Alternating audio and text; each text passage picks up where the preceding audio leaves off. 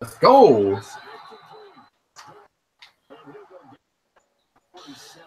Welcome everyone to the AMLoB Podcast for the week. Hi. What's going on? Everyone present with the exception of Vicious. Rest in peace, Bobo. One more. He's being a little vicious today. Got Emmett. That's 2 weeks in a row after he came up with the beer of the week topic, and he just like bailed out on me. So hey, I was trying to do an intro. Shut up. So show some respect. He's trying to focus. I'm trying to help him out. So we're gonna get into it. We're gonna first talk about these preseason rankings that we didn't get a chance to get out, partly because some people didn't finish theirs. Wow. Shade being thrown. I did mine. That's all of us. That's all of us right there. I did mine. It's only vicious. It's only vicious. I think he's talking about prior to today. But hey, before the podcast, that's what matters, boy. Before the podcast, I had it done. But I had it done third, if that matters. But yeah, so let's go through it, y'all. All right. Oh shit! I can't. Crips, you're like the guy not playing, or you are playing. I can't look at my power right now. Okay, I can pull them up and I can help Corey out since I'm playing a CPU game. I'll just have it sit on pause for. All right. Let's see. We all have a consensus number one in LJ. Yeah, that's true. I think we're all pretty consensus on Pook at number 2 as well. Yeah, I didn't want to just because he always busts in the playoffs, but I think just looking at his roster with the user talent, I honestly almost put Wumbo in there, but I felt like I would have got accused of favoritism, so I didn't. Yeah, that's not the reason why I put. See, why did I fucking throw that ball, man? See, I don't even care. I put myself at 3 because I felt like I was getting disrespected, especially by Corey and LJ. Who Corey over there put me at 8. Where did I put you? I think I put you at 5. I put you. You put me at 4. Yeah, that's Corey, I think I had you higher, but then I was looking at just like the overall team for Roger and Lights, and that's what bumped you down. I beat both of them last year, so yeah. But this is preseason of this year. The last year doesn't matter. Yeah, maybe the Super Bowl. Yeah. See, yeah, but I still that's just me trusting my own user ability. I do my ranking. I'm pretty clear at this point now. Huggins is coming for revenge. We're gonna bye week this week. We've been watching some film. We're ready. And you understood how you lost by what was it, like 30 points or something? Yeah, me throwing, just giving you every fucking. I was just like, here, you're on the ball. Sure. Hey, it's not as bad as the fourth quarter of the Giants game. Like everybody was getting turnovers. Like I was focused, but like at the same time, I was just kind of going through the moment. Like I wasn't really reading your defense. I was just kind of like having predetermined reads, and it was just fucking. Yeah. Like you, I'm not like you played well enough to destroy me. I made so many fucking mistakes in that game. It made me angry. No, you're good. Yeah, you're good. I got it. I get you. I feel like it's disrespect Crips night, so that's why I'm doing it. To be honest. Oh, it is. Yeah, I mean it is. I mean, it definitely is. But I mean, I disrespect everybody every time we have a podcast. So I feel like anytime I have it coming. So the top 12, I feel like even in the top 15 is pretty tough to do. Yeah, and then after that, it honestly for me is a bunch of people that I don't know that well because they haven't been in the league that long. Right, they're kind of like the new people that come in and out. But yeah. When I was looking at it though, it's actually getting tougher to do the 15 through 25 range. Yeah. Well, the third composite score was Vicious, who rest in peace. He's not here tonight, but R.I.P. Wumbo. Me and LJ both had him at 4, and then Corey and Emmons both have him at 3. So pretty consensus up there with him. And then Corey was 4th. LJ we had LJ had him at 3. Corey put himself at 4, and then me and Emmons both had him at 5, which I feel Corey definitely has bought himself a top 5 start in terms of the last few years. He's been pretty consistent. It also helps that Stefan just kind of stepped out. Yeah, I still don't get that. He just it was like he was kind of burnt on the league or on Madden. Yeah. I mean, our games when we would play each other, it was one of us was getting just raped by EA, and the other one was just like, "This sucks. I'm sorry. This game is awful." Yeah. You can almost think about playing somebody and they're like, yeah, that's like the game I had against Dicey that one. I think it was last season or 2 seasons ago, where he like everything was just going wrong. He's like, I don't even know what to say right now. Like I feel. Yeah, that's kind of how mine and the Broncos game was this last week. Is it was just like every first hit he would get a broken tackle on. Didn't matter if it was a 50 overall tight end or his running back. They were just showing Justin Houston and McAllister and just anybody and everybody. Honey Badger couldn't tackle anybody, and that's saying something because I made sure that man's got good tackling. And then on the flip side, I had 2 plays. I had one that was early on that was like a bust around the edge, and my guy got suction tackled that wide receiver convert. So he was one guy away from having 70 yards of open space with his 94 speed, and he got suctioned into a safety. And then same thing happened on a punt return. I was trying to angle to the last guy to beat outside of the punter who had no chance to catch him, and he got suctioned to that guy too. And then the back, the back half of the game was he fumbled the ball, and then two plays later I fumbled the ball, and then the next play he fumbled the ball. It was just it was what stupid. The hell? It's so bad. It's so I really feel like stepping up in the pocket. I love doing it. I don't know. I wish. But I can't attempt it instead of just saying I don't like it. Oh yeah, no, it's so nice. Especially, I mean, you can relate to it more having Mahomes, understanding just how you've got. But especially if you've got a guy that even can just move a little bit. I mean, stepping up in the pocket is so good, especially with having speed rushers the way that they are this year. Yeah. Corey, I was talking to Crips. I didn't know Mahomes had 87 acceleration and 88 agility.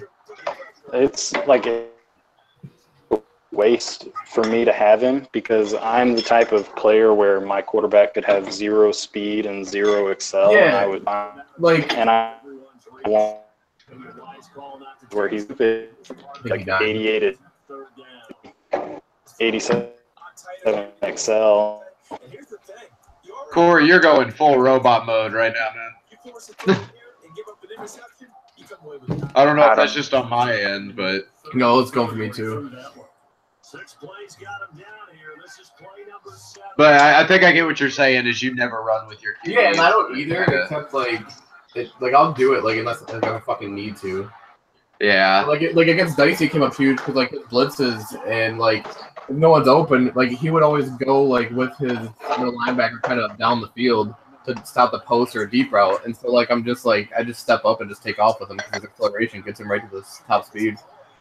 Yeah. All right. Well, let's see. Let's keep going through this. We got after Corey is me. Disrespect Crips Day. Never lost to Corey in my life, and I'm below him in preseason rankings. I see how it is. He's taking this personal. He is taking this personal. He really is. All right, we got Lights is at 6, and I feel like Lights at this point is we all definitely rate him beginning of the year until he gives us a reason otherwise to we always put him high, but he doesn't always live up to it at the beginning of the year. But I never really gave him wings, just partly because I don't know the C too well, and then also when I like his style was totally unbeatable, I guess. Mike is dying tonight. yeah. Who you talking about? I don't know. He was cutting it out. Better. Well, I think, yeah. I mean, I think the biggest thing is with Lights is he is one of the more consistent. He's been one of the more consistent guys in 18. Like, I mean, For sure. I think he's won the division like 3 or 4 of the 5 seasons that he's played so far. So Yeah. I feel like it's always a low-key cheese fest between him and Roger is who's gonna cheese for the division crown. But Oh my fucking Jack Doyle. Okay. and I mean that in the nicest way possible, but I mean but do you really? The nicest way I don't possible. think he's that nice at all. I mean everything I say in the nicest way possible. That doesn't mean it's nice, but oh my days! The CPU will not stop running the ball. I don't know. For me, his Super Bowl run was pretty sneaky. So after that, the team he's built up really nice. I've got to give him love. Yeah, as well as being a good user. Yeah. I mean, he's got the best backup quarterback in the league. None of us can dispute that. Well, his safeties are good. His corners are good. He's got a great D line. He's built up a really good team. Yeah, he is. That team is bomb, bro. Yeah, it is. I think they're they might be the second highest overall as a team when I was looking on Daddy League. I think they're 92. Jeez. Yeah. No, I gotta. I can never. I never like being like a high overall. Honestly, like I do, but I don't, just because I feel like. You want to take my 78 overall Texans? No, I mean I don't mean it like that. I just mean like I enjoy building guys. I don't like having like 22 established guys. I like having like young guys in there that I can work with and stuff. But that's the thing, which is fine. This year though, it's just so much like you can have a 70 overall that plays like a 90 just because of the thresholds. So I don't weigh the overalls too much into it, but he's a good user. For a high overall. He is. Yeah.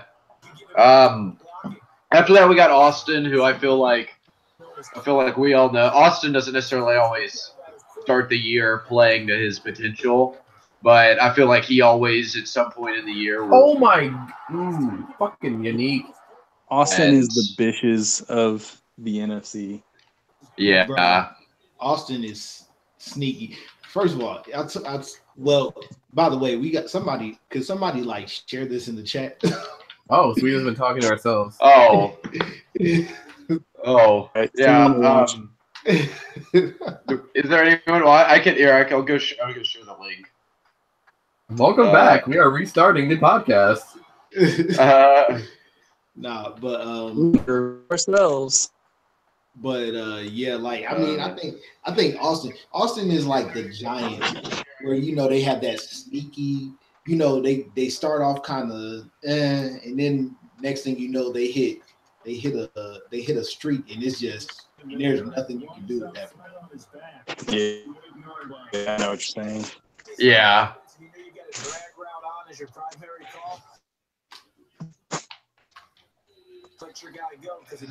Oh.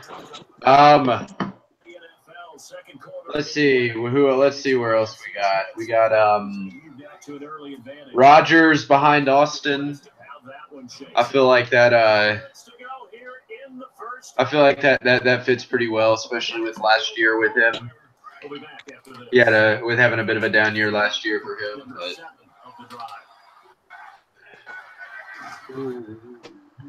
Then after that we have Roger 8. Yeah. Yeah. I mean, Roger had a down year last year, but I mean, his offseason was quiet, but I mean, it was more quiet than It was good. offseason, but he did a solid job. Yeah. That's why I kept him where I did. Yeah. Yeah, no, I kept him. I think I ended up, I had him at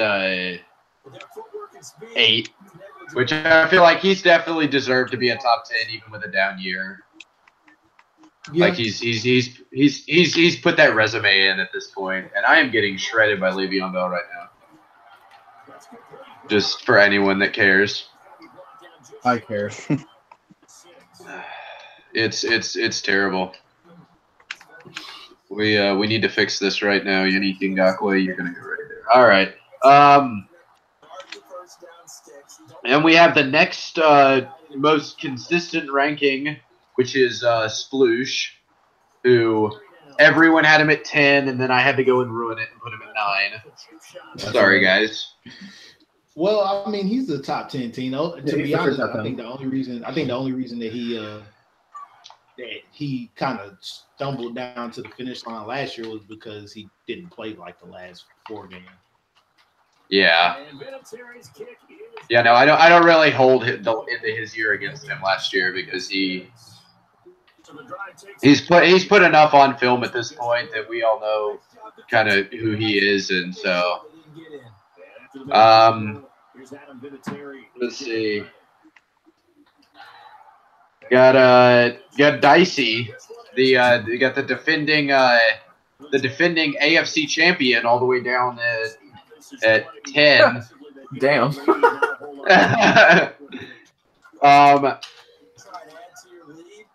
Anyone else have a good reason for that? Because I don't know if there's necessarily a great reason for that, except that I feel like all of us kind of feel that his Super Bowl run last year was a little fluky. I mean, to be I don't know honest, if I call it fluky. I think it was a good run. I don't know. I'm not in love with his roster. He overachieves a lot with that team. Yeah, I'm not in love with his roster. He's a good user. He's a good user, but I feel like last year, I mean, didn't drop it, thank God. Both of his playoff games, I feel like his first 2 wins, or really all of them, kind of were a little bit. I don't want to say EA assisted, but EA assisted, and damn, Crips calling don't fouls again. Yo, Crips is a savage in here, bro. He play well. I'm just saying that I feel like, I mean, I think I got some of the that's fine. crap that went on in my game with him, but. And the whole reason that I've got him lower is largely of the team. Like Dicey could be very in gets to be in on floor, and he's kind of had to free agent throw. And I can't hear nothing you're saying. I kind of get what I feel like. I mean, correct me if I'm wrong. I think he's trying to just say that Dicey's big thing is consistency and stuff. But I think that's kind of what he's getting at, but I'm not sure. Yeah, well, I mean, I don't know why my stuff is so weak. So I couldn't hear nothing. Yeah, I mean, largely I'm just saying like he's got a lot of like roster turnover, so that can throw a lot of stuff off even for a good user. Yeah. I feel like that was maybe part of the reason that my ranking was the way it was, just because I definitely had more roster turnover than I've had in the last few years, trading away a lot of the guys I did. But now I'm getting back on myself. I don't need to be doing that. We got Saints. We got Saints sitting. Yep. Dude, I feel we have Saints sitting below Dicey. I feel like Saints is always kind of hard for me to get a read on. Well, I'm gonna tell you this: from me playing against him as often as I do, because he's been here since season 2, and I played against him every time we played since season 2. Like I think I think with him, he's evolved into one of the more like solid users in the league. Yeah. But he's not in that like elite tier, good to elite tier. So I think he's one of those guys that you know, he in his as far as like the solid users go, I don't see people that really I think he's better than a lot, but it's just getting into that elite level. I think that's where he struggles. Yeah, I feel like consistency is his biggest issue. Like he'll win a game that you don't necessarily think he'd win, and then the next week he'll drop one that you feel like he should win by 2 touchdowns. I feel like that's kind of his biggest. That's kind of been his biggest thing over the last couple of years. Last year especially, so I remember he beat Chris in like Chris's second to last game before he left in a game that I figured Chris would win, but then he dropped a game to like a 1-16 like 2 weeks later. But oh fuck, oh god. Oh. I mean, playing well. But what's going on? Whoa there. Was there a poltergeist in LJ's house? Jesus Christ. Whoa there. I can hear you, but your screen's frozen and your screen it's like flashing green like you've been possessed.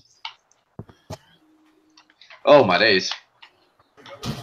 I think the biggest disparity we have in the entirety of the ranking system for a preseason comes with grid.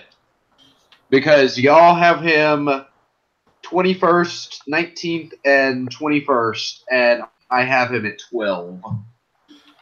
And I feel like that's more so just me being in leagues with him before. I have grid, Patriots. Oh, okay. Yeah, I've never seen him before. And I feel like that's more so just me having been in leagues with him before. But I just think it's an interesting talking point just from the standpoint that it's by far the biggest disparity. I feel like that team definitely had some work that needed to be done to it, but I feel like so far he's done a pretty decent job of building it to what he wants to do.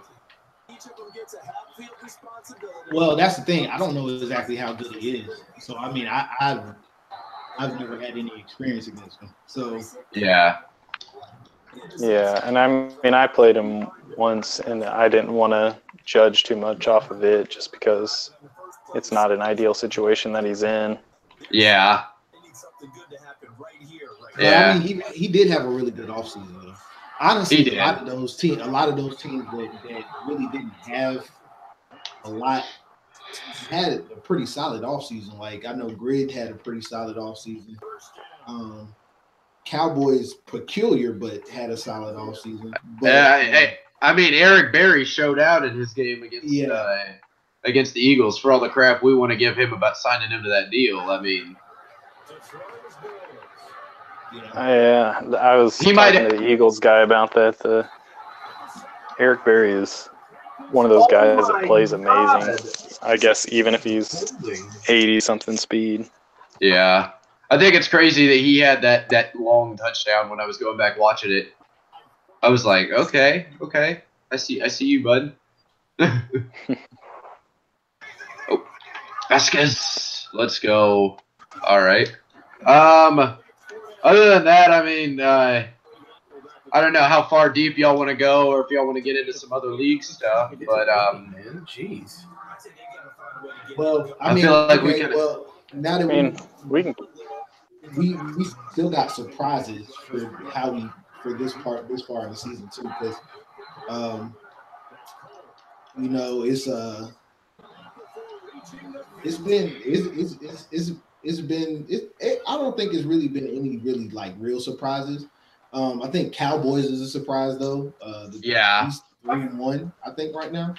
Yeah, I would say Cowboys is a surprise. I should be 3-0 to be honest, but no, I'm kidding.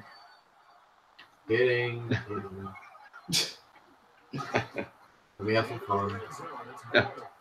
No, you're not allowed to have any fun, Evans. My face on this dude, just on the Colts and Rising, just damn me that he can't get any pressure when he's got like 5 sacks. And I can't run on him with Leonard. Like, yeah, you're not doing a good job of getting pressure, buddy.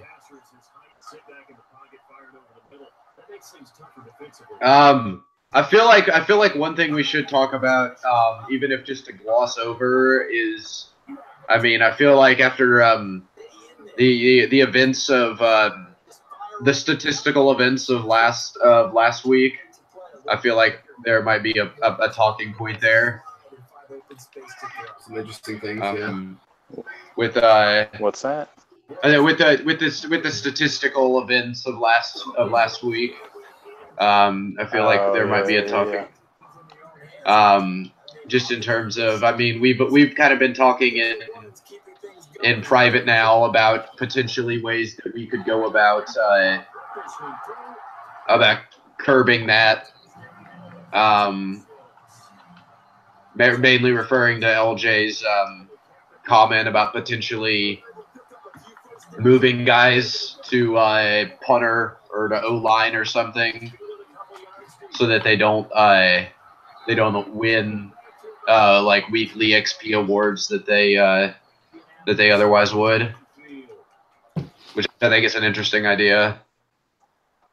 I'm still not 100% sure if that would screw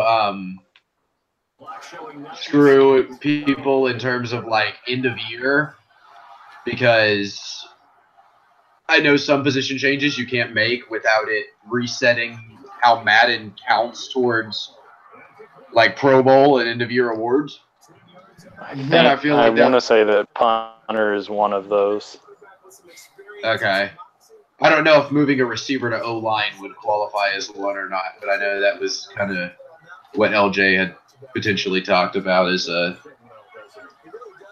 possible. Because I think with if you move to punter and then you move them back, it resets their stats for the season, I think is what it does. Damn. Yeah. Rip.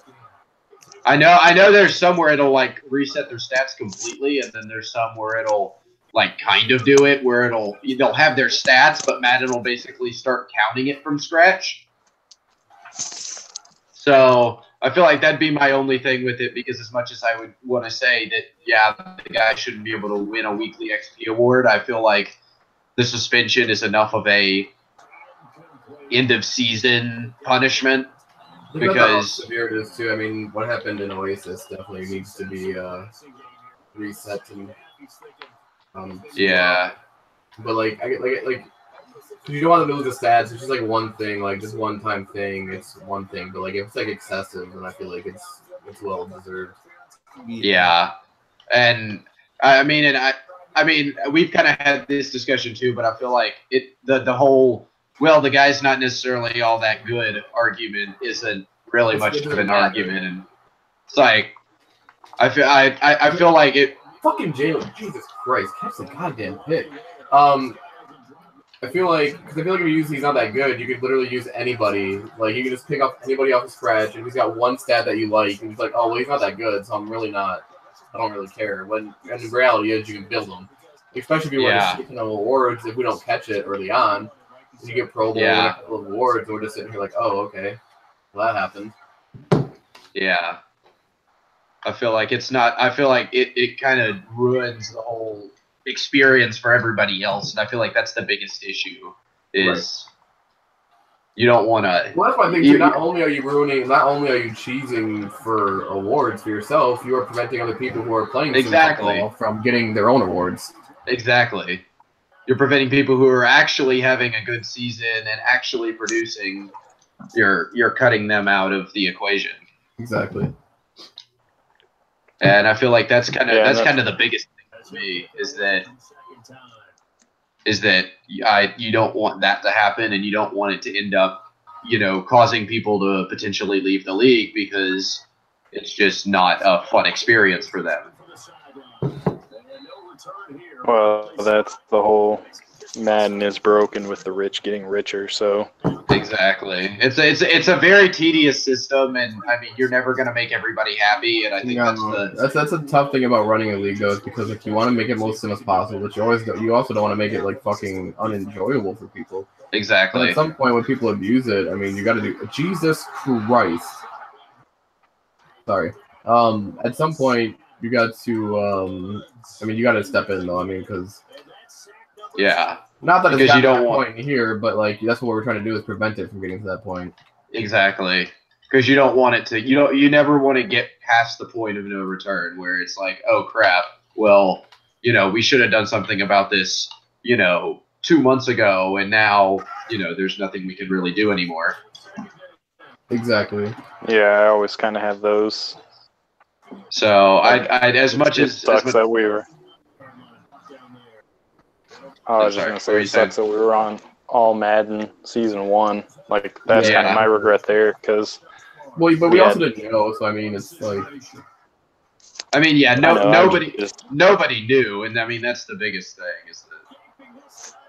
Like, that's my regret for Madden 18, because that set up some bum players to have great seasons, and they've become franchise players for those teams now. I mean, and then let's not even get started on the whole Tre'Davious White trade. I don't remember that trade, to be honest. But I remember it because I voted no. Yeah, because it was right. I mean, because we didn't realize how different everybody would play. And well, I voted no because it was... What was the trade? I don't remember. It was Pook's first straight up, I think, for Tre'Davious White. And at the time, he was like in the 80s. He wasn't great. He didn't have any thresholds or anything, but he had his quick dev, and he was his sophomore year. Yeah. So I was voting no because the class itself was ass. And my whole thing with like corners is you never get a corner close to that good, and there was even rarely that you have one that has a positive development trait. Right. And you're definitely not getting them in the 20s. And that was my biggest thing with Langham, why I was pushing so hard for him and pushing so hard for Tavon Young, because I was like, you're not going to draft these guys. There's no chance. Yeah. Yeah, that I don't remember if we voted yes or no on that trade, to be honest. But yeah, I see what you're saying though. I wasn't on the committee at that point, but I wouldn't have. I don't know. Was I on the committee? I'm not even sure if you were. But I just know I wouldn't have voted. I wasn't on the commission right away, but I don't know if I was on the trade committee right away either. Well, my thing is that was right before season 2. There's a couple of guys. There's a couple of trades that all of us were fighting tooth and nail for. Because I mean, there's been times that we've gone for like hours in that trade chat over certain stuff, just because of differences in opinions. Exactly. Right. Which I feel like honestly is a good thing. We have a really good trade committee, but I also feel like we have a trade committee that has like completely different views on a lot of things. Yeah. But I like that. Which at the same time it's good, but sometimes it leads to like arguments, which is fine because we always resolve it. But it's just like I feel like me, LJ, and Bitches are pretty similar in how we vote. I'm pretty unique all in myself. Yeah. But I don't have an issue with that either. I don't. As long as people are consistent with how they vote, is all that matters to me. Yeah. Unless they're that's my biggest thing. Like that's the one thing is I feel like in Austin I feel like it's definitely pretty unique in how he does too. But you didn't like tag everybody. Oh. Yeah. This is a really interesting podcast here. Yo. I thought you just wanted me to put it in chat. I just thought you wanted me to put it in chat. Shake my head. That's not like Crips runs things anymore. Why would you think it's a good idea to let me run something? Like, come on. I mean, it's not rocket science. You post the link in the chat and tag everybody. He does it every week. You're not looking good on your article. Yeah. You're talking about posting articles, script. and now like you're just like you're not looking good for the media team, buddy. Yeah, my soon to become article that I still have no idea what it's going to be about. I don't know what y'all will be doing. Canadian there. What it's going to be about. That's the Irish shines through sometimes. It's interesting. It was more Canadian. Oh. I loved it. So I had a side thought whenever I was driving back to the house tonight. So does your wife know about this side thought? Yeah, right. No, exactly. Not yet. Oh, soon. We're getting fucking Soon. we're getting details here. This is big. We go before the wife. So I don't know when I would want to like implement this. I almost think it would be cool to do it like in that lapse between 18 and 19. Like that last season. Yeah, but I think it would be cool if like we backlogged the like first through 32nd draft picks of each season and then picked like an MVP rookie of the CFM.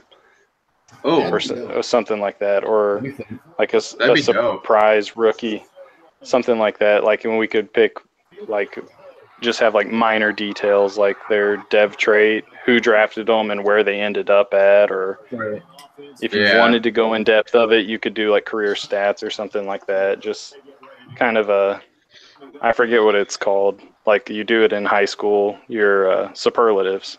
Do something like that. Yeah. I think that like have a biggest bust, highest overall, something like that. Biggest bust would have to be Dicey's running back that he drafted.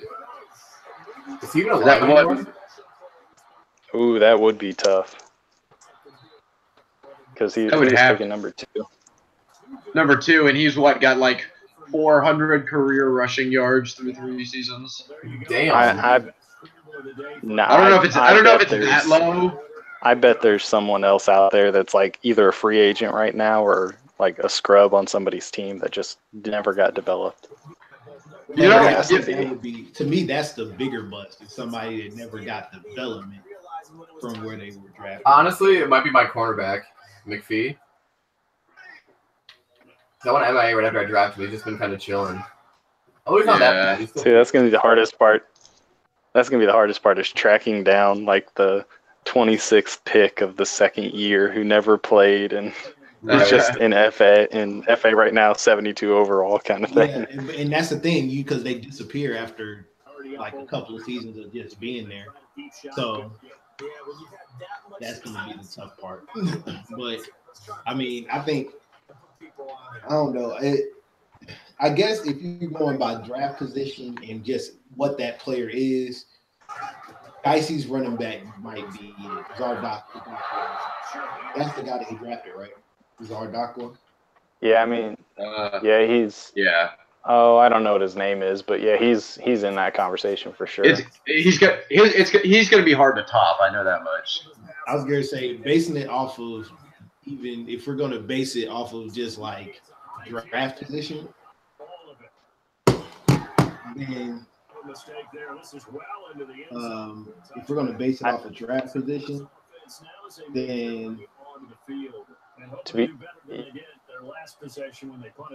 I mean, my thing with Dicey though is he likes to mix it up so much that I almost wouldn't hold that so much against that player, because I played against that running back his rookie season when he used him, and that dude was a beast. It's just Dicey likes to mix it up and use different guys. Yeah. But I mean, sometimes that's why a guy busts. I mean, sometimes it's just because he doesn't get used enough. And I mean, sometimes that's why you see guys develop later in their careers when they go to other teams. But I don't know. I feel like that's definitely like an interesting idea to. Oh, jeez. I just want this game to end so badly. Like, I should be destroying this guy, but I'm like hanging onto this lead, and he's got the ball. I'm just like going through the motions right now. I'm just so glad I don't have to play my Oasis divisional game tonight. Yeah, but I mean, I don't know. I think that's definitely in that conversation of just like, what did you do with what that player was? And in all honesty, if it wasn't for Taco's breakout playoff game relative to what he was when I drafted him, he probably could be in that conversation too. Granted, I drafted him in the 7th, but I mean, he's a superstar dev running back that had 80 plus in all but juking, and he's still essentially that same player. But I mean, he plays well now. Well, he always played well, but I mean, outside of that playoff, that string of playoff games, he really didn't do anything spectacular. Who is this again? You kind of cut out. I didn't. No, I said Conqueror, the running back that drafted in like the 5th. Yeah. But I mean, because he was superstar dev, I haven't really done much more than what he was whenever he was drafted. Yeah. No question about it. And here, why not go with the fresh one? He's able to push forward, pick up that first. Damn. Ooh.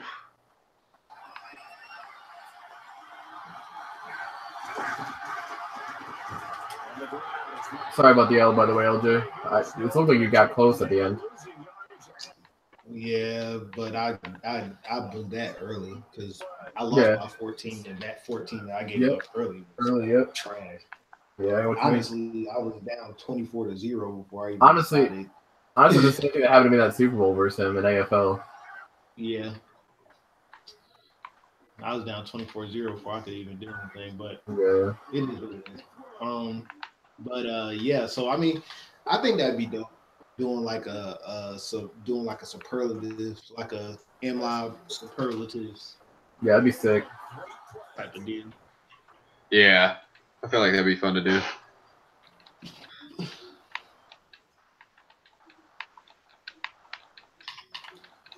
Because I mean, who all would really go into that conversation? I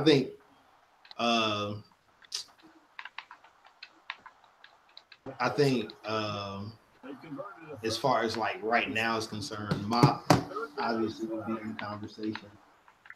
Hold on, let me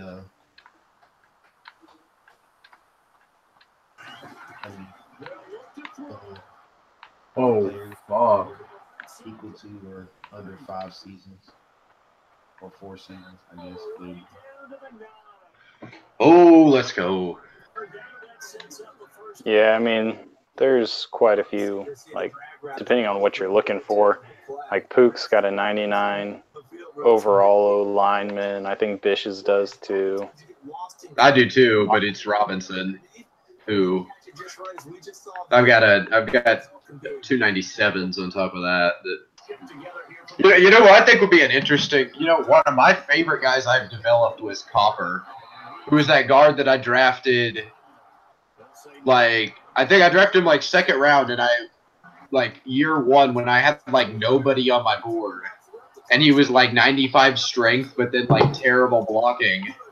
And I've turned him into, I mean, a guy who I would say is probably the best center in the league when you just look at his stats. He's going to use it to ice out the game with Miles Jack, baby. But if we're talking superlatives, that'd be kind of cool, like to do a best O-line, best wide receiver core, best offensive weapons, kind of. Best Dontre Mack would have to win best offensive weapon, I think. League's favorite quarterback. Dylan Tyler. Did you say least feared? No, league's favorite quarterback. Oh. No, I mean, it would be. Then, go ahead, Corey. I was going to say, then you could do. You could really kind of do it any way you wanted to. You could do a team selection all-time Pro Bowl of the CFM, where you would have 3 wide receiver depth chart spots and basically something like that. Like you could build a team like an All-Pro AFC, All-Pro NFC. Yeah. Like all the best players. It'd be fun too, is like after we finish the last season, like actually putting all those guys on a roster with each other and playing the 2 teams together, like Simmet, and just see who would play and just see how it would go. Well, the only issue there is you might have some guys that are retired or something or regressed. Yeah. But I mean, you could probably, I mean, you do it just like as best as possible or something, or even go through and just like create all the players just like at their best, just for fun.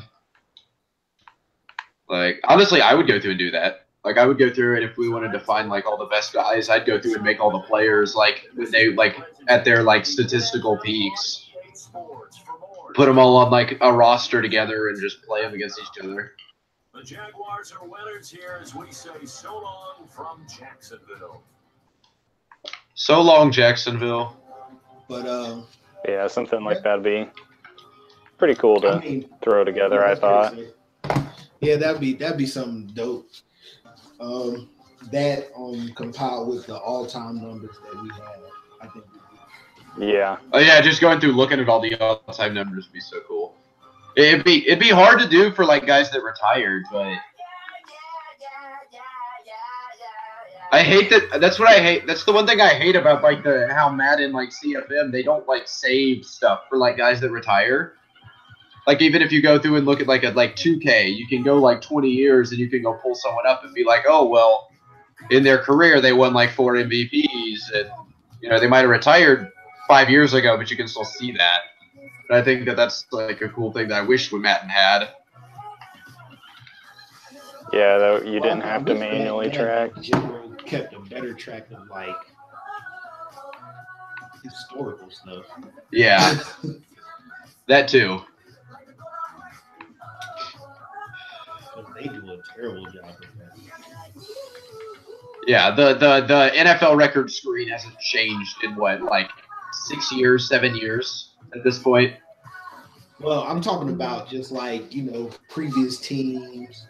Yeah, records, stuff like that. Like I don't think they do a good job of tracking any of that stuff. They really don't. No, they really don't.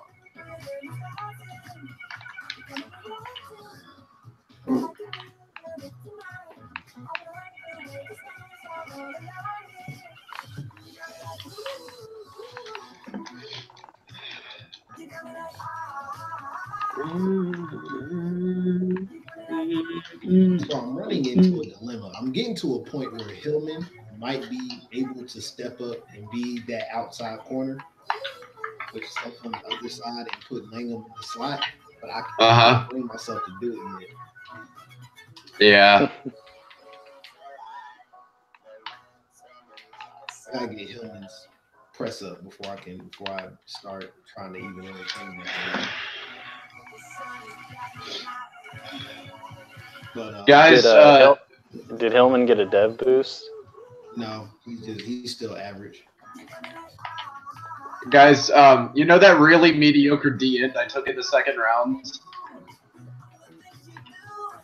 All right, boys, I think I'm gonna call it a night.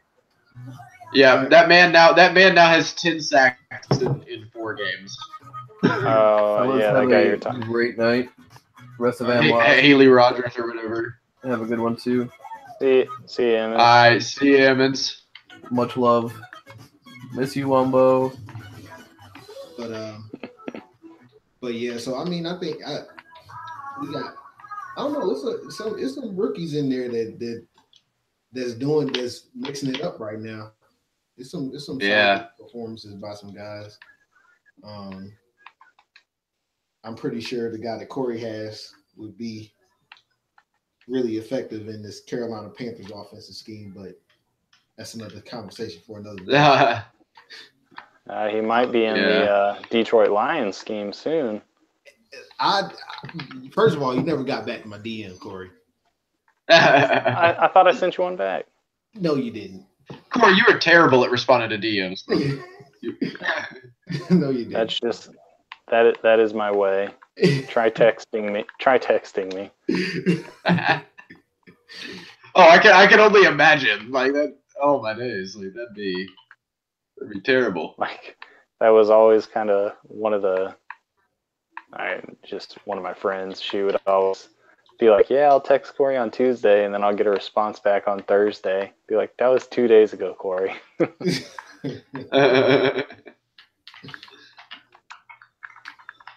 Nah, I mean, I I'm trying to create this dialogue with you, Corey, and you're not helping. You're not helping. What was the last thing that I sent you? Was it? It was what you want for that receiver. It was like what you would get for the receiver I have, but then I followed that up with what is the price tag that you have for Fairly like right now. Oh, I hadn't gotten an offer yet from the Lions yet. I told them a couple players that I was interested in, and then it'd be kind of a go from there. But I didn't hear back from him yet on that conversation. Well, that's fine. I'm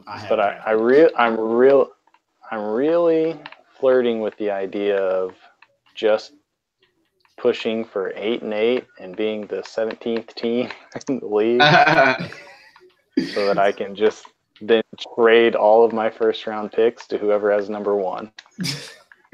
Yeah, because that receiver, it's going to be some nice dudes in this draft, bro. Like we got the quarterback. There's that mobile QB. Yeah, that's what I'm saying. The quarterback that's mobile with the A throw power, B+ short, B on the run. 6'3", bro, yeah. 2. Yeah. And then we got him. And in all honesty, all 6 of the quarterbacks that are projected round 1 are actually really solid. Is it just me? I got a feeling one of those like pocket passers is going to be like a pocket passer with like 4.7 speed. Like, because I got like just a gut fit. Well, I mean, like I just got a gut feeling that one of those pocket passers is going to have like good speed. Like it's going to be like a mobile QB with a pocket passing like description or whatever. Yeah. Like that's the feeling I got for this draft. Yeah, and then of course, who can forget the 6'4", 230 wide receiver that's guaranteed to have the start there with the A- spec catch, B+ catching traffic, and B catching. How do y'all know he's like guaranteed? Is there like already a story like he's like Olympic or something? Like his dad was an Olympic sprinter. Oh yeah, and he's gonna have free start ev for sure. That's the only thing I know that's like a free start ev thing is like if you had like an Olympian in your family. Yeah. There's that. There's the Heisman winner. That too. The All-Star MVP. Then there's one that happens on the day of, like the week of the draft, and it's basically will this guy go number 1?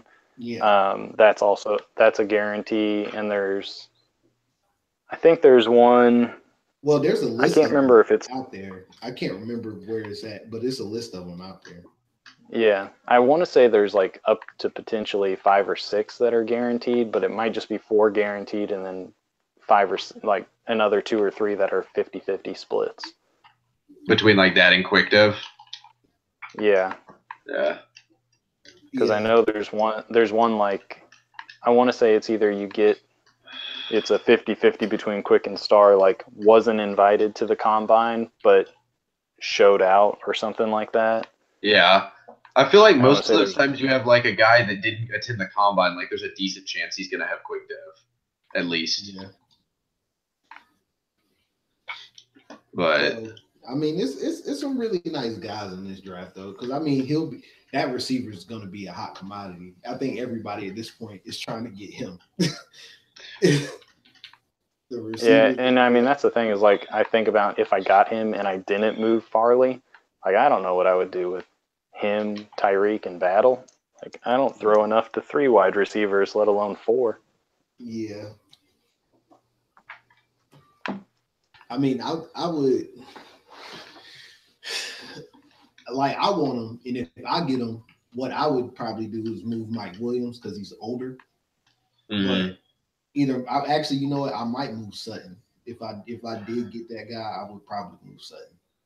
I mean, you'd get more for Sutton. That'd be kind of my logic behind it, is that you'd move kind of that, not necessarily the most valuable piece, but I mean the role he would take over, and for you that probably would be Sutton, and you could probably get a lot for Sutton anyways. But Sutton would get me. Well, the thing with Sutton is especially if I get another Pro Bowl with Sutton this year, Sutton is going to be at a point where it's comparable to Mike Williams, which honestly, in especially with how I've kind of ran things with my team, where I kind of just like shed off the old players. As I get older and especially with the money and stuff that's involved with them, I would with my logic, I would probably move Mike Williams. Yeah. I mean, honestly, I think anyone would with a logical mind would say that they'd rather have Sutton than Mike Williams. But I feel like having Sutton, if you ended up somehow landing Sutton and that wide receiver, would just be deadly. I just wish Sutton would get a daggone death trait.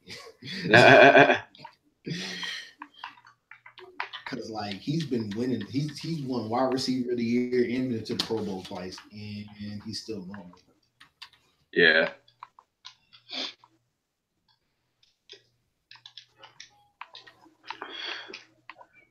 And now he's well on his way to being, and that's the only thing that's keeping him from being like an elite level receiver in the league is that he can't get a depth trait. Yeah. Ooh, Reynolds with another interception. That's 2 in 2 weeks for my boy Ladarius, who everyone was crapping on this offseason.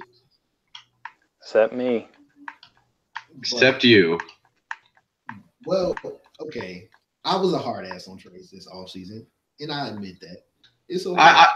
I'm not giving you credit for it. I think that having different views on the trade committee is a good thing, and I think that having your opinion on the TC with how much people were trying to move stuff was definitely a good thing as well. I'm more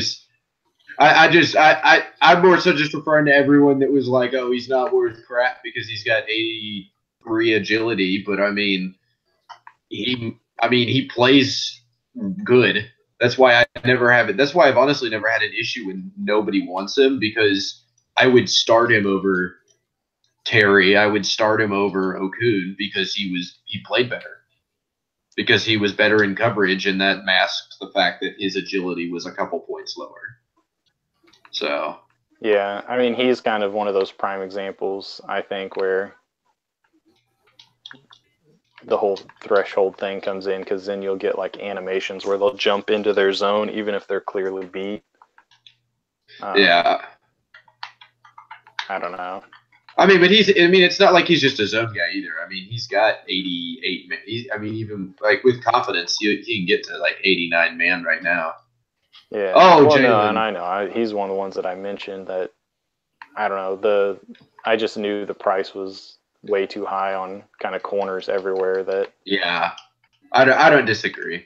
I think especially you look back at it took me going through and looking more at it, but I mean really everyone was using your trade as a model, but the more you look at it, I mean you made that trade back when 91 zone was a lot more of a rarity than it is now. Yeah, I was going to say that trade was a lot more unique than this. And the thing was with it was it wasn't even like it was a first straight up for Langham, because Corey still had to give up. He had to give up what, like a fifth and something else? Yeah, well, I think it was Langham and a fifth for number 19. Yeah. I mean, and like I said, that's what it kind of sucks to have been ahead of schedule on that one, because everyone was evaluating like number 5 picks for Terry or Okung or just anybody that had 91 zone, regardless of what their athletic ability was. And I was throwing superstar dev Tavon Young and quick dev Langham out there beforehand. Yeah. And everyone was like, kick rocks, they're no good. Yeah. Except for me, I was the first person in Corey's DM like, yo.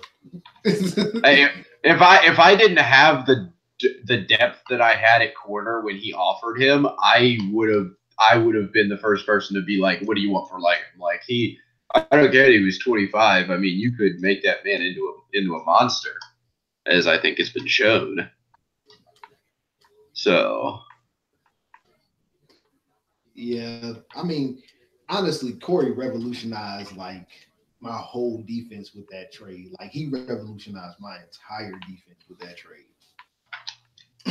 Like, putting him opposite of Bradbury with Evans and McIntosh back there, that completely changed, like, the whole, like, philosophy and dynamic of my team. Yeah. Hey, guys, you know how I was saying that Overton would probably fall down to earth again eventually? Mm-hmm. 4 catches for 25 yards. He's officially fallen back down to earth. My rookie tight end's had a good game though. Dude's got like buck something and 3 touchdowns, but this game was like close to the fourth quarter and then pulled away. I was losing at halftime. To a freaking CPU, I was losing at halftime. I'm kind of ashamed of that. My defense has not been as good as it has been in the past so far this year. I'm giving up more yards and it's a mess. But yeah, I mean, it was it's cool. By the way, Stumpf, who I think has also been one of the more exciting. I do hope they kind of change the Pro Bowl logic. Well, I hope they change the development system in general, because the fact that you can like win like a Pro Bowl as a kick return or a punt return and get 32K XP and then just put that wherever you want it, and now this guy's a coverage monster because of winning one returner award. Yeah. Yeah. I think that is broken and flawed. Oh yeah, for sure. For sure. I mean, I think that's hopefully one of the things that they make a change on, just given how conversations have gone and complaints that people have made on Twitter and everywhere, yeah. Basically everything, yeah. That the XP system is garbage that they currently have, which it is. I like it. I like it better than what they had. I think it was in Madden 25. Oh yeah, no, it's been getting better, but I don't know. I think it's better this year, but yeah, it's kind of that thing where it's really hard. They need to have a better regression system, I think, to then have a better progression system, because you almost have to be able to develop a super player within 2 or 3 years. Otherwise, the whole league like falls to 80 overall guys that aren't very good at anything. Yeah. That's kind of my one thing where it's like I don't have as big an issue with the progression system the way it is, because regression is still so insane. And because it's such a limited window for progression as well. I mean, the fact that you can't really that it becomes just basically impossible to develop a guy after his 25th birthday is, I mean, it's not crazy, but it is kind of like, all right, like. Well, and you'll have guys that make the Pro Bowl for the first time in their life in 27, like at the age of 27, and they're studs for 2 or 3 more years. Well, I mean, you look at a guy like James Harrison, who who burst onto the scene as a defensive player of the year when he was 26, like, and hasn't lost a step for 50 years now. Yeah, I mean, and then you look at, I think one of the biggest things too is like you look at tight ends. Most tight ends don't start playing well until the last year or 2 of their rookie deal. But in Madden, it's like, oh, your tight end isn't like Rob Gronkowski after his second year. Well, screw him. So. Yeah, I mean, yeah. I think the progression stuff though, I like what they do where you kind of can pick where you want to put, whatever progression. I like that. I understand it, but it's just kind of like it's gamey. Yeah, it makes it kind of takes away from the realism of developing a team as far as see if it. Yeah. Yeah, I don't want what they have for I guess be like NCAA. I don't want that where it's just no control. That would be pretty awful. I think the way to go would probably be, if they were going to do it that way, like, I don't know, because I would like to see it more natural. Honestly, I like NCAA's kind of thing where, you know, you have your natural progression, but then you have like the progression that you can get from weekly stuff in the process. Well, like NCAA is like all like it's the confidence system. Like if you're on a hot streak, you'll get boosts, but you don't actually get like a permanent boost until the next season, and it's regardless of how well you did. Like you could win the Heisman with 70 touchdowns, you're gonna get +2 throw power, and so is the guy behind you because that's how the system's set up. Which I mean, yeah, you can expand on it, but you could refine it, I guess. I don't know. There's got to be a happy medium somewhere. Yeah. I think there is. It's a matter of just figuring out what that is and then executing it.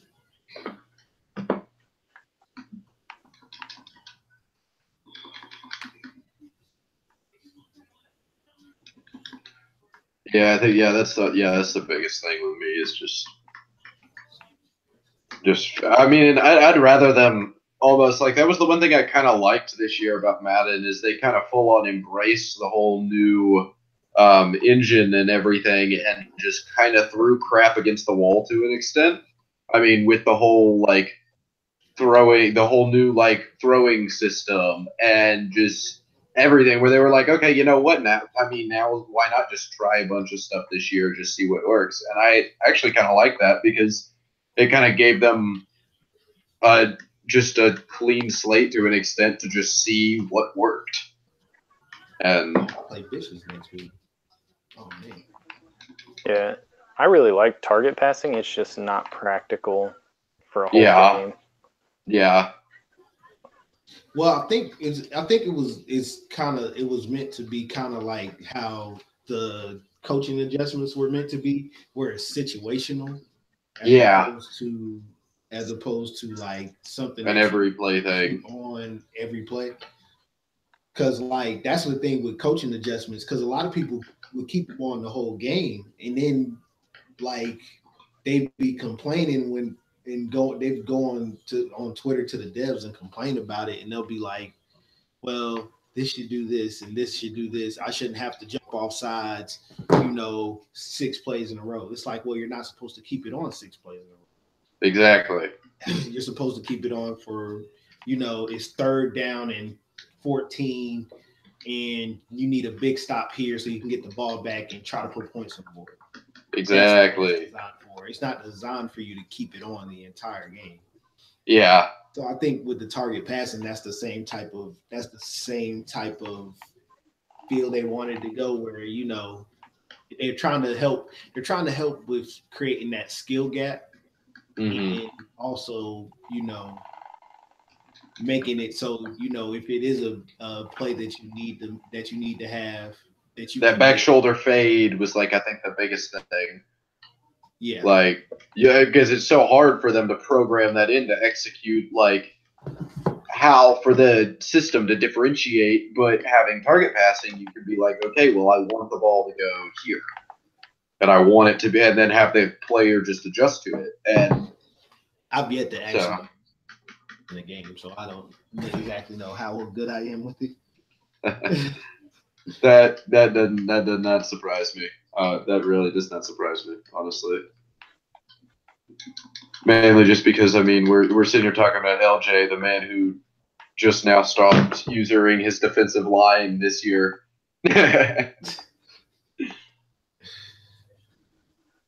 Won him a Super Bowl. I'm not saying this is a bad thing. LJ is the most, I will admit instantly, LJ is by far the most talented and frustrating D-line user I ever played against. And I am grateful that he is expanding because I hated playing against him D-line usering. Well, thank you. I appreciate that. This isn't me. I don't always throw shade at people, okay? Nah, but I mean, I think I've done that just because a lot of times people they'll throw people off because a lot of people do know that I typically using the D line, so they'll try to get stuff across like the broken like middle of the field zone AI. So I like in particular passing situations where I know they're going to throw the football. The only time I don't play linebackers is if I'm playing man coverage. If I'm playing man coverage, I just let them do whatever they do. I don't even anybody. Yeah, that's what I've fallen in love with this year: usering and man coverage. Yeah, I gotta give kudos to Corey on that. He's the best man coverage user that I've seen, and I hate that too because he does it well, and I hate playing people that do like niche things really well because it makes them really frustrating to play against. Yeah. Corey is one of the best people I've seen, like with the ability to like user a cornerback. Exactly. Like, I mean, I don't know anyone who can user an outside corner in man coverage like Corey can. Like, that's just, it's crazy. I need to get the tall boy, whatever his name is, I can't remember now. He needs to win DB of the year this year. Yeah, because that's the only way that he's going to if he can get a Pro Bowl just to get 91 zone, he'll be all right. Out of that slow dev. Like, if he wasn't slow dev, I think it would be a lot. It wouldn't be as bad if he was a slow dev. Because everybody wanted him. I know Cripps wanted him bad. And then once he found out that his combine was kind of like average. I still almost took him 4th overall, knowing he'd probably be slow dev with 88 speed. But I had the biggest turnoff for me was just I was picking 6th overall. I was like, I mean, I don't really have a need period for a DB, and that was kind of the biggest turnoff for me. Granted, I took a tight end who didn't even last the entire draft as my starting tight end. So I still really I hate my pick right there so much because I wish I had taken that linebacker with the B+ finesse and the B power move and the B block shed. Like with how I've been able to scheme guys over the years to get production, get sacks. Like I've got 11 sacks with a 82 speed defensive end with 85 power move and 79 finesse move. I've got 11 sacks through 4 games with that guy. Imagine what I could do if I had that rookie linebacker with like 7 speed or whatever he had, and the one that went like number 9 or something like that. The one who had the B plus because he was like BBB, and then like after his pro day or whatever, he went up to like a B plus. I can't even remember where he went. The one that he got starred, didn't he? Yeah, he was star too. Yeah, I can't remember who he went to. I want to say what Colts. Did Dicey get him at 9? I think he did. Did he? I think so. See. I can check right now. I'm looking through rosters and stuff. Like McLeod or something like that was his name, or McLeod, or. Dicey did not get him. Let's see. I want to find him though because I want to peep his stats again so I can be all upset about my pick.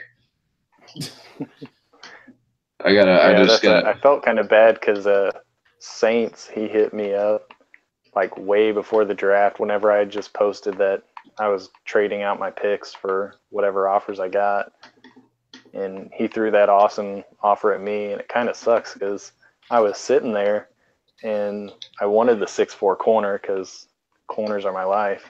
Uh-huh. And he fell. Like, I was trying to trade up to number 2 to get him. Couldn't get that. Then I was trying to work a deal for 5 with Bears to get him, and Pook just swept in with a better deal. So then, like, I'm sitting there, I'm like, well, shit, I'm not going to get any deals. I'm just going to have to sit here and wait till 12. And he fell to 12, and I was like, shit, I could back out of this deal and get him or that guaranteed star dev safety that Saints took. Yeah. I mean, I felt bad, LJ, giving that up to your budding division rival there. Yeah.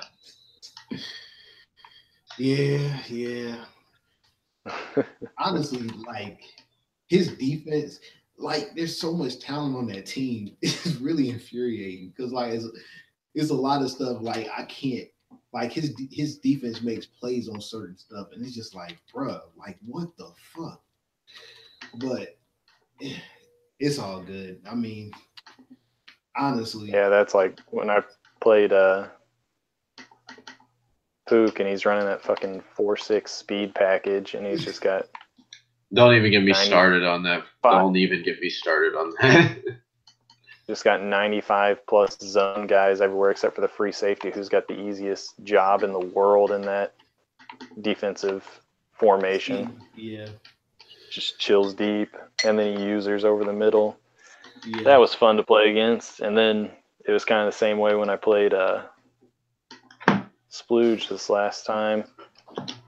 He'd have his 291 plus zone safeties just always in a 2 high shell or in a cover 3 look. Just any kind of speed advantage you get, Madden negates because of that zone threshold. Oh, I could have had no way for Tyreek or Battle to outrun low 90 or 83 speed safeties. Yeah.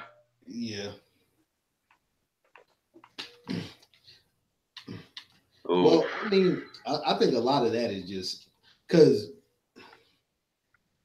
I know honestly, my secondary allows me to do a lot more than I probably should, because sometimes you can just let those guys play.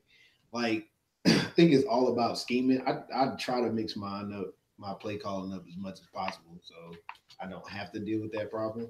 But yeah, I mean, that's the only thing with my team, is that I know that I have built this crazy good team, and now I feel like kind of guilty for it. Well, and I mean, that's kind of the issue with Madden, is you can sign guys stupid cheap, where it's really hard to blow that up without blowing it up intentionally. Because, like, especially where we're going to do a trade committee, we're not going to let you just shell out Langham for something stupid cheap. Yeah. I mean, you have to, like, trade him for, like, a 2 and a crazy good O lineman to take a loss on it. Yeah. Guys, I found him. Marshawn McCord, 88 speed, 91 excel, 86 finesse move, 84 power move, 83 block shed, 82 tackle, superstar dev. I could have had that man, and I took my backup tight end. Good work. That's why you don't draft a tight end in the top 10. That's exactly why. Yeah, no, the biggest thing was I forgot about the other guy, because I found the other guy like 2 or 3 days ago, or like 2 or 3 days before the draft, and he just got lost on my draft board, and I was like, oh crap, this guy's the best tight end, with totally forgetting that there was an even better guy available later, and I was just. And as soon as I remembered that the guy was there, and I saw him on my board in the second round, and I'm just like, I hate myself. Yeah. Because it's just, I mean, you could be like me, and you could take that Rose guy in the late first, early second, and be like, the other guy that's really good with a 5th round grade, he'll be there in the late second in a pick before that happens, LJ swoops him up, and he's got not only was my guy slow dev, but the other guy's quick dev. It's just like a double screw you moment. Got punch. Nah. Yeah. Poop picking that receiver because he had no options left hurt so bad. Because I was like, okay, I just gained a first, a second, a third, and a fourth for my first 2 picks. And I was like, if I can get this receiver to fall to me right now, I've completed everything I wanted to do this draft. And then Poop took him because he had no options. That hurt.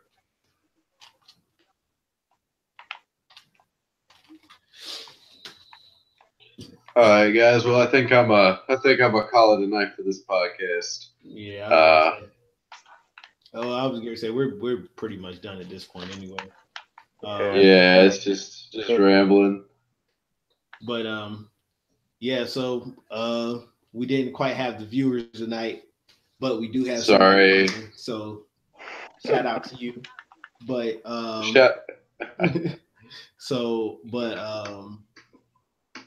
But yeah, you know, this concludes another AMLoB podcast.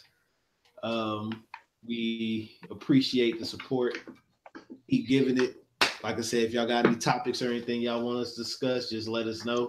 We'll try to incorporate it into the show.